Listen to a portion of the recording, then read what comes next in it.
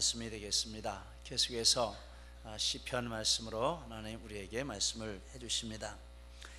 이 시편의 머릿말에 도액이 사울에게 이르러 다윗이 아히멜렉의 집에 왔다고 그에게 말하던 때라, 이렇게 이 시편이 쓰여진 배경을 말씀하고 있습니다.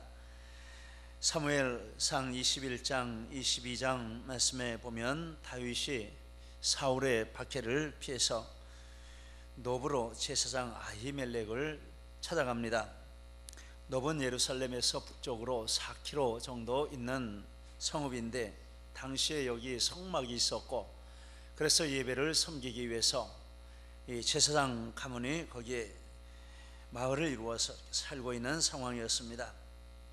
다윗이 아히멜렉에게 가서 떡을 얻고 골리앗의 칼을 얻고 그리고 다른 곳으로 갔습니다. 그런데 사울의 가축을 관리하는 도액이라고 하는 사람이 이 노베에 와 있다가 그 일을 보고 사울에게 일러 바쳤습니다. 그래서 사울이 이 제사장들을 다 죽이고 가족을 다 죽이는 이런 비극적인 일이 일어났습니다. 그 중에 아비아달이라고 하는 아히멜렉의 아들 한 사람만 살아서 다윗에게 도망가서 이 사실을 다윗에게 알렸습니다. 다윗이 그 비극적인 소식을 듣고 글을 썼는데 그것이 시편 52편이라 하는 것입니다.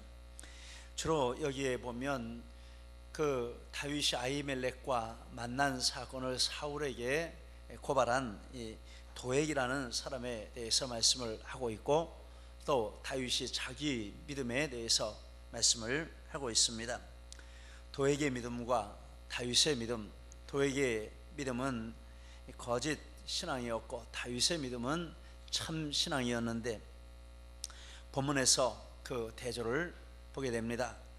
먼저 도액은 에돔인이라 이런 말씀이 나오고 있습니다. 오늘 머릿말에 보면 에돔인 도액이라 도액의 그 혈통을 밝히고 있습니다. 사무엘상 21장 7절 말씀에 보면 그는 도액이라 이름하는 에돔 사람이요, 이렇게 말했습니다. 에돔은 야곱의 형인 에서가 있는데 에서의 별명입니다. 에서라는 뜻은 빨갛다, 붉다라는 뜻입니다. 에서가 출생할 때 보니까 피부도 붉고 또 몸에 털이 전신에 나 있는데 그 색깔이 붉어서 에서라 이름을 지어졌는데 그것이 본명이 되었습니다. 에돔은 에서의 별명입니다. 이것도 역시 붉다라는 뜻인데 붉은 팥죽 한 그릇을 얻어먹고 장자 명분을 팔았기 때문에 거기에 연유해서 이런 별명을 에돔이라 하는 별명을 붙여준 것입니다. 창세기 25장 30절 이하에 이런 말씀이 나오고 있습니다. 야곱에게 이르되 내가 피곤하니 그 붉은 것을 내가 먹게 하라 한지라. 그러므로 에서의 별명은 에돔이더라. 야곱이 이르되 형의 장자의 명분을 오늘 내게 팔라. 에서가 이르되 내가 죽게 되었으니 장자의 명분이 내게 무엇이 유익하리요. 야곱이 이르되 오늘 내게 맹세하라. 에서가 맹세하고 장자의 명분을 야곱에게 판지라. 이렇게 해서 이런 사건을 배경으로 해서 에서의 별명이 에돔으로 이렇게 되었습니다. 에돔. 그런데 이 에돔은 이런 배경을 가지고 지은 것이기 때문에 에서의 신앙이 참된 신앙이 아니라 하는 의미로 쓰이고 있습니다. 창세기 25장 34절에 야곱이 떡과 팥죽을 에서에게 주매 에서가 먹으며 마시고 일어나 갔으니 에서가 장자의 명분을 경홀히 여김이었더라, 이렇게 말씀을 하고 있습니다. 히브리서 12장 16절 17절에 한 그릇 음식을 위하여 장자의 명분을 판 에서와 같이 망령된 자가 없도록 살피라.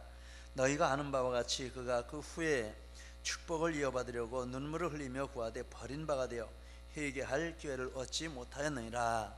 이렇게 에서의 신앙에 대해서 부정적인 평가를 하고 있고 그의 신앙은 거짓 신앙이었고 버린 바 되었다라는 말씀을 하고 있습니다. 에서의 신앙은 장자의 명분, 즉 영적 축복권을 가볍게 여기고 그것을 팥죽 한 그릇에 팔아먹은 그런 어리석은 신앙이었습니다.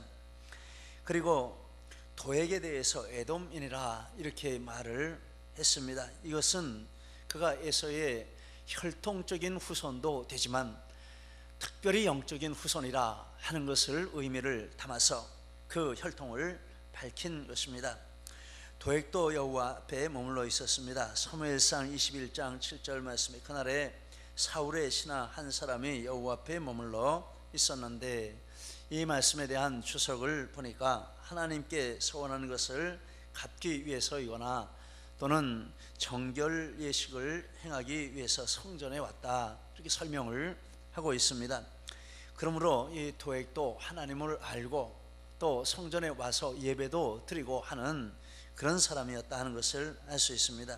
그러나 본 시편에서 말하는 것과 또 성경 여러 곳에서 말하는 것을 종합해 보면 이 도액의 신앙은 에서의 신앙과 같이 참된 신앙이 아니고 거짓 신앙이었다는 사실을 분명하게 알 수 있습니다. 그 도액의 신앙의 특징 몇 가지를 본문에서 우리가 발견할 수 있습니다. 먼저 도액은 포악하다, 이런 말을 썼습니다. 1절에 포악한 자여라고 했습니다. 이 포악이라 하는 말은 원래 기본적인 뜻은 강하다, 능하다, 힘이 세다, 이런 의미를 가지고 있습니다. 그래서 세번역 성경에 보면 오 용사여 이렇게 했습니다.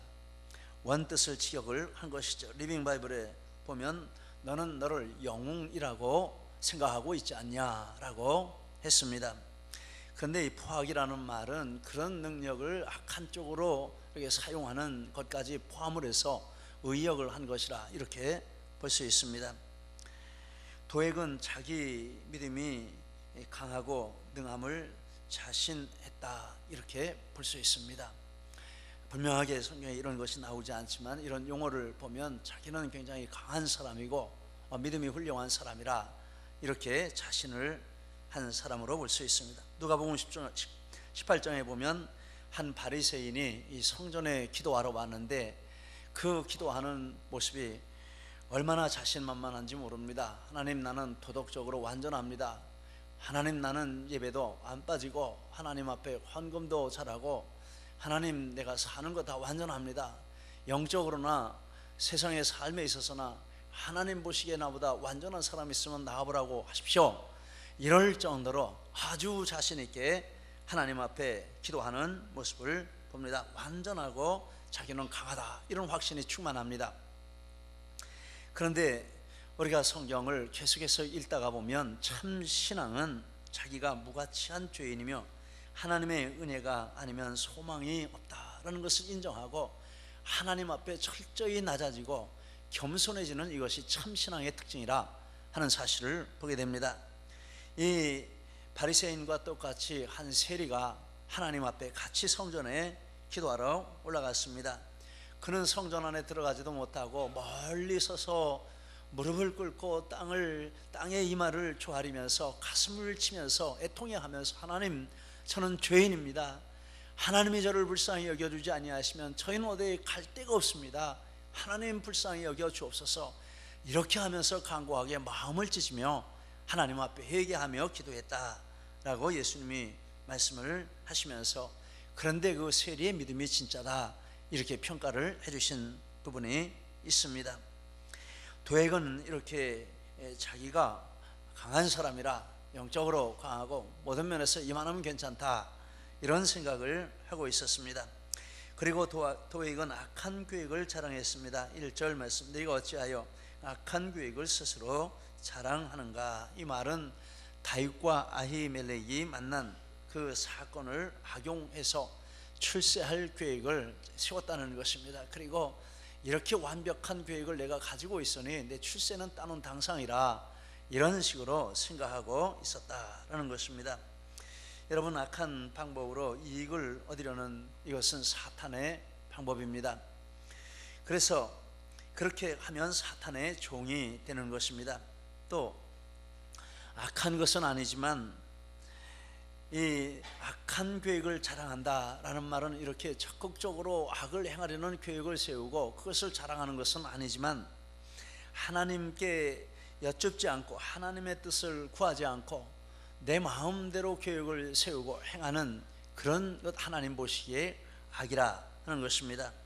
사무엘상 10장 13절 14절 말씀에 이런 말씀이 있습니다. 사울이 죽은 것은 여호와께 범죄하였기 때문이라. 여호와께 묻지 아니하였으므로 여호와께서 저를 죽이시고 그 나라를 이새의 아들 다윗에게 돌리셨더라. 이렇게 말했습니다. 사울의 죄의 목록이 몇 가지가 있는데 그 중에 중요한 것이 하나님의 뜻을 구하지 않았다, 하나님께 어떻게 해야 할지를 여쭙지 않았다. 이것이 사울이 죽임당한 제목이라 이렇게 말씀을 하고 있습니다. 실제로 사울에 대한 이야기를 쭉 읽어보면 그 삶에 하나님이 없습니다. 그 생각에 하나님이 없습니다. 다 자기 생각입니다. 죄를 짓는 건 말할 것도 없지만 죄를 짓지 않는 일상생활에서도 하나님이 없습니다.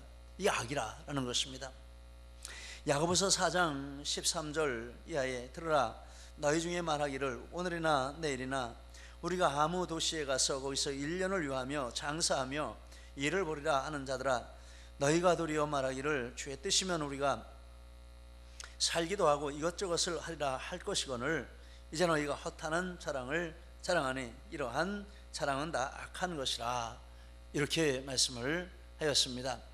여러분, 어디 가서 장사하겠다, 그래서 이익을 남기겠다, 이게 무슨 악한 것입니까? 나쁜 것 아니지 않습니까? 근데 이 성경에 보니까 악하다, 허탄한 자랑이다 이렇게 말을 하고 있습니다. 왜 악한 것입니까?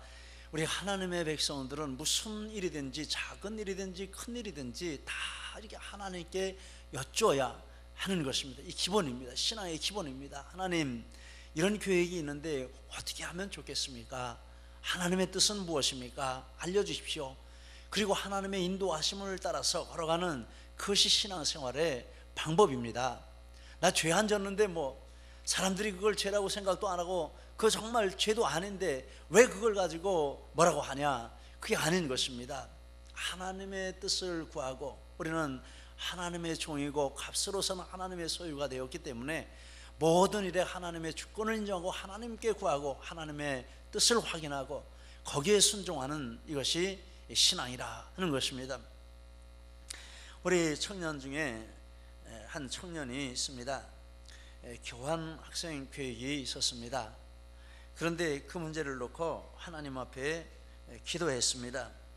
하나님, 교환 학생 내가 가고 싶은데 가는 것을 하나님 허락하시겠습니까?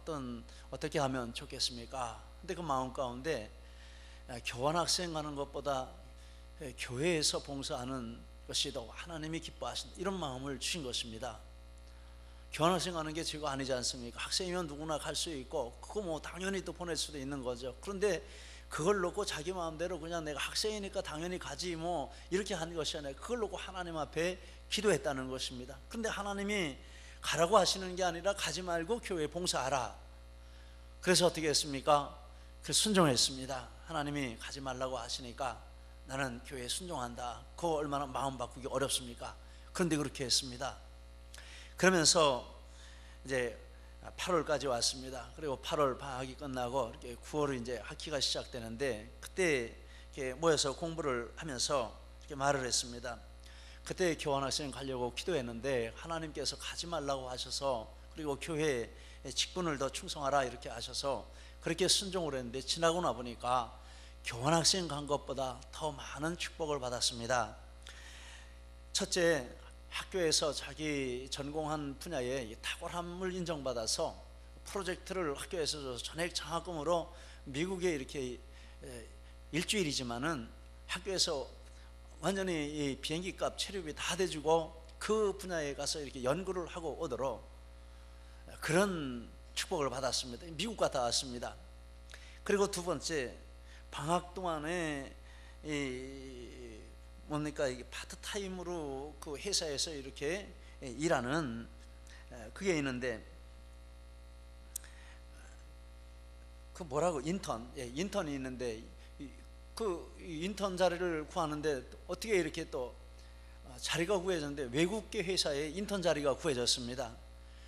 그 좋은 외국 회사인데 거기 인턴 자리가 구해져서 거기 가서 방학 동안에 또 일을 했습니다. 그러면서 경험을 쌓았습니다. 회사에서 언제든지 내가 오겠다고 하면 우리가 받아줄 수 있다, 언제든지 연락하라, 이렇게 인정을 받고, 그러면서 하는 이야기가 그 하나님께 순종했더니 하나님께서 교환학생 간 것보다 못지않게 하나님이 이렇게 다방면으로 경험할 수 있게 해주시고 미국도 갔다 올 수 있게 해주시고 내 돈 한 푼 안 드리고 하나님께 참으로 감사합니다, 이런 간증을 하는 것을 들었습니다.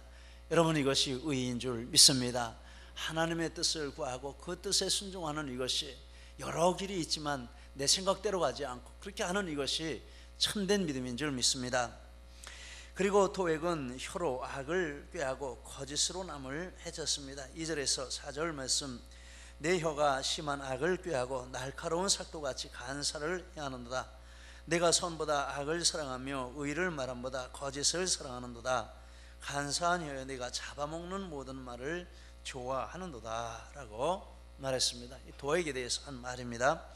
사무엘상 22장에 보면 사울이 신하들에게 밭과 포도원을 주고 백부장 천부장을 삼았는데 아무도 이 다윗을 고발하는 자가 없다, 이렇게 난리를 치는 장면이 나옵니다.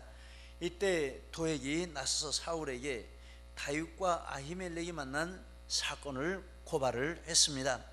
사무엘상 22장 9절에서 10절 말씀에 보면 이렇게 이 사람이 썩 나서 가지고 제가 다윗에 대해서 비밀을 알고 있습니다. 다윗이 아히멜렉을 찾아가는데 아히멜렉이 그에게 먹을 것을 주고 그에게 무기를 주고 그리고 그를 위해서 기도해 주는 것을 보았습니다, 이렇게 이야기를 했습니다. 사울이 아히멜렉과 모든 제사장들을 불러서 누명을 씌워서 다윗과 공모했다, 이런 누명을 씌워서 호위병들에게 죽이라, 이렇게 말을 했습니다. 그렇게 말을 했는데, 그런데 이렇게 해서 이 제사장들이 죽게 되었는데 그 원인이 이 도액이 그 사건을 이해할 수 있는 그런 내용을 전부를 말하는 것이 아니라는 것입니다. 발췌해서 자기가 사울에게 하면 자기에게 유익할 수 있고 사울이 자기를 신임할 수 있는 그런 내용만 사울에게 말하는 것입니다. 어떤 것이 빠졌습니까? 사무엘상 22장 1절 이하에 보면 다윗이 불시에 찾아왔습니다. 아히멜렉이 다윗을 맞이하면서 벌벌 떨었습니다. 그러면서 혼자 온 것을 이상하게 생각해서 왜 혼자 왔느냐 이렇게 물었습니다.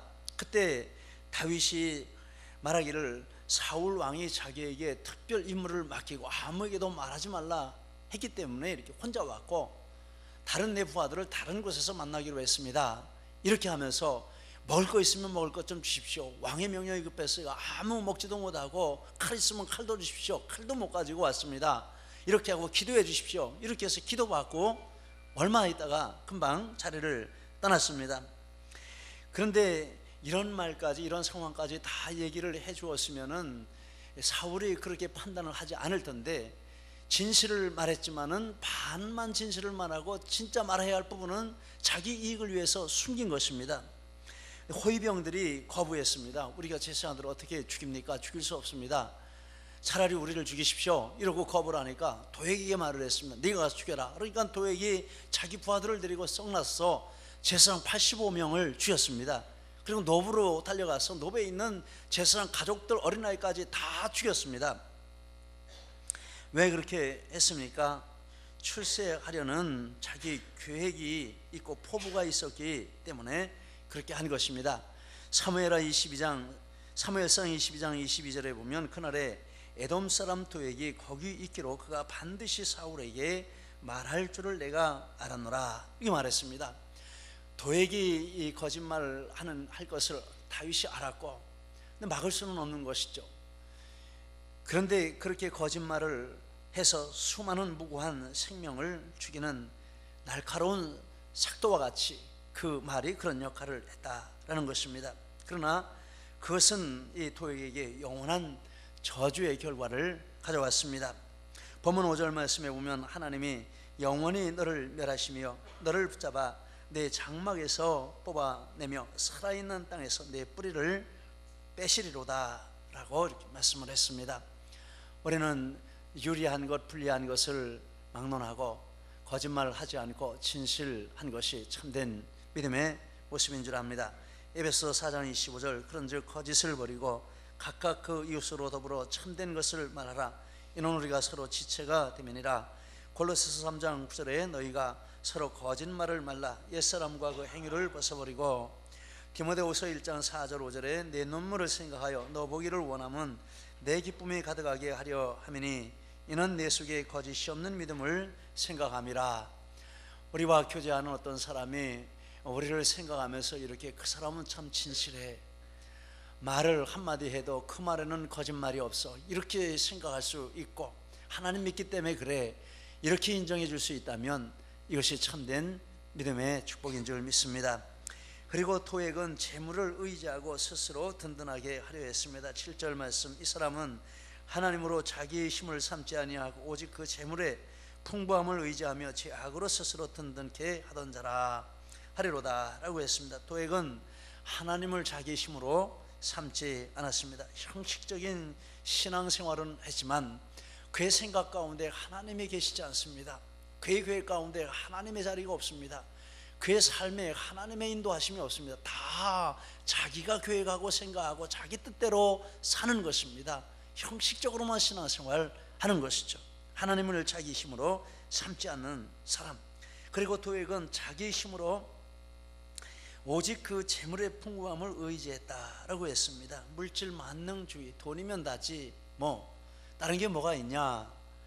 그리고 도액은 제 악으로 스스로 든든하게 했다. 수단 방법을 가리지 않고 축제하는데 혈안이 되었다, 이렇게 말씀을 하고 있습니다. 여기서 보는 이 도액의 죄의 뿌리가 있는데, 도액의 죄의 뿌리는 물질을 사랑하는 마음이었다 하는 것을 알 수 있습니다. 우리를 범죄케 하고 하나님을 멀리하게 하는 죄의 뿌리가 여러 가지가 있을 수 있습니다. 그런데 도액이 이렇게 무서운 생각을 하고 무서운 결과를 가져오고, 그런 그 뿌리는 이 물질 사랑하는 마음이었다라는 것입니다. 이게 그의 죄의 뿌리였습니다. 이것을 해결하는 방법이 무엇일까 생각을 해봅니다.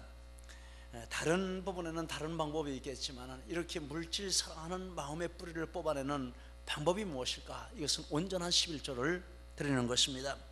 온전한 11조를 드리는 것은 하나님께서 내 모든 소유의 주인이시며 내 모든 수입의 주인이시며 내 삶의 주인이 하나님이시다, 내가 물질로 살지 않고 하나님의 은혜로 산다, 이것을 고백하면서 드리는 이것이 온전한 11조라 하는 것입니다.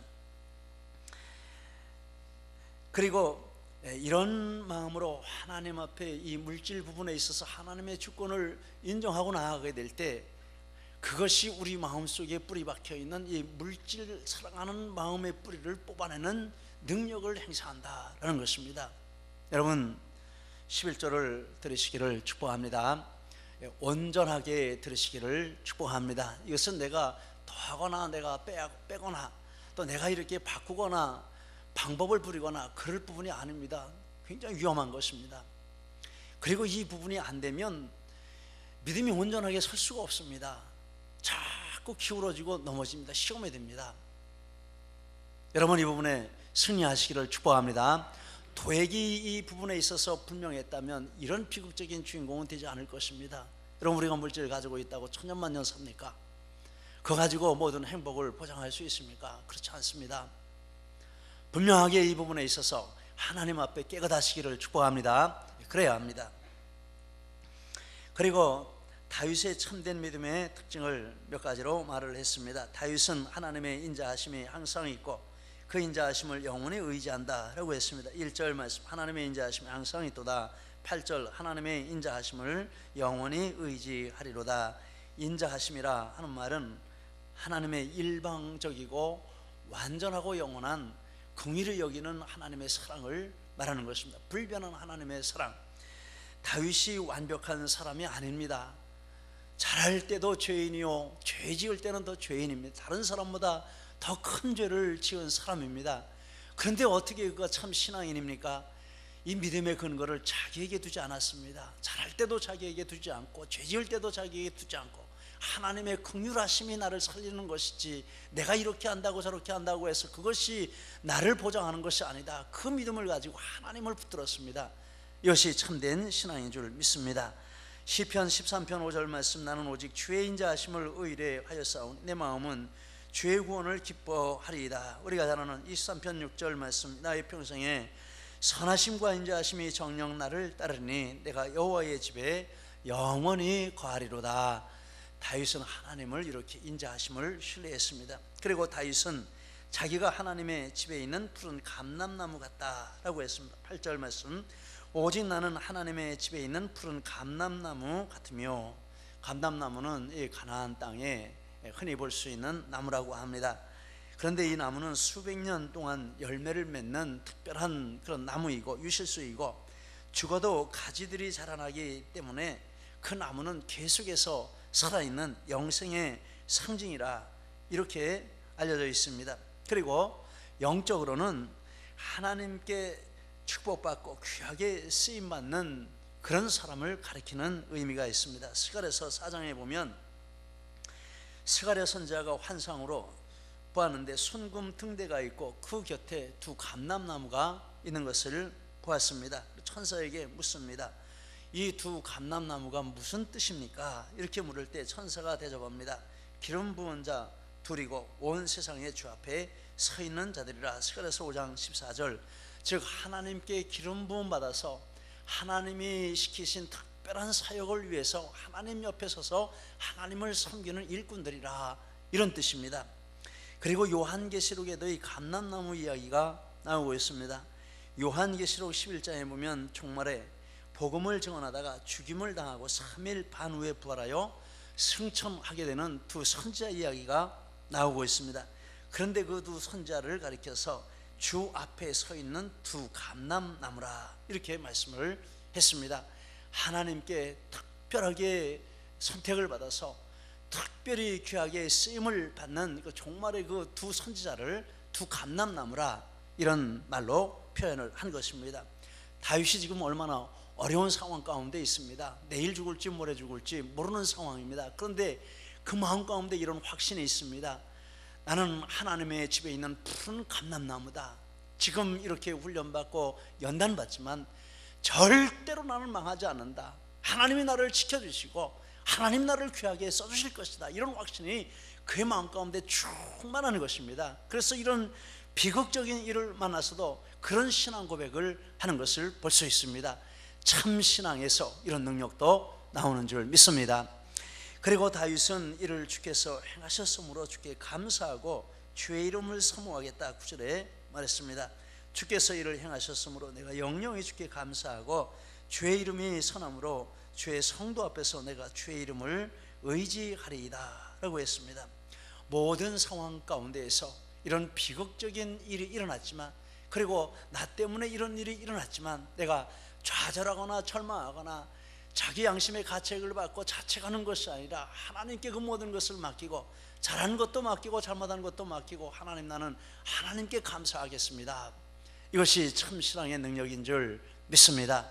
참신앙은 모든 상황 가운데서 하나님 앞에 감사하는 것인 줄 믿습니다. 데살로니가전서 5장 16절 이하에 항상 기뻐하라, 쉬지 말고 기도하라, 범사에 감사하라, 이는 그리스도 예수 안에서 너희를 향하신 하나님의 뜻이니라 라고 말씀했습니다. 골로새서 3장 15절 말씀에 너희는 감사하는 자가 되라. 어떤 상황을 만나든지 어떤 어려움을 만나든지 그럼에도 불구하고 하나님 앞에 진심으로 감사하며 하나님께 영광을 올리는, 이것이 참신앙의 특징인 줄 믿습니다. 여러분, 이 세상에는 도에게 신앙과 같이 형식은 있지만 생명이 없는 거짓 신앙도 있습니다. 다윗의 신앙과 같이 어떤 상황 가운데서도 흔들리지 않는 참된 믿음으로 모든 환난을 이겨나가고 하나님께 큰 영광을 올리고 하나님의 뜻을 이루는 참된 신앙도 있습니다. 원하기는 이 자리에 있는 우리 모두가 이런 참된 신앙을 가지고 하나님 앞에 영광 올리고 축복받는 우리 모두가 되시기를 예수님 이름으로 축복을 드립니다. 아멘. 우리 함께 찬양하기를 원합니다. 정결한 마음 주시옵소서, 이런 찬양인데 우리 전사님 나와서 우리 찬양 인도해 주시겠습니다.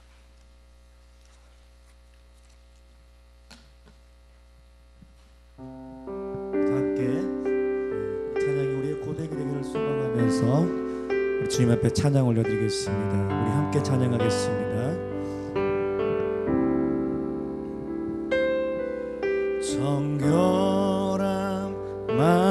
주시옵소서. 오 주님, 정직한 영을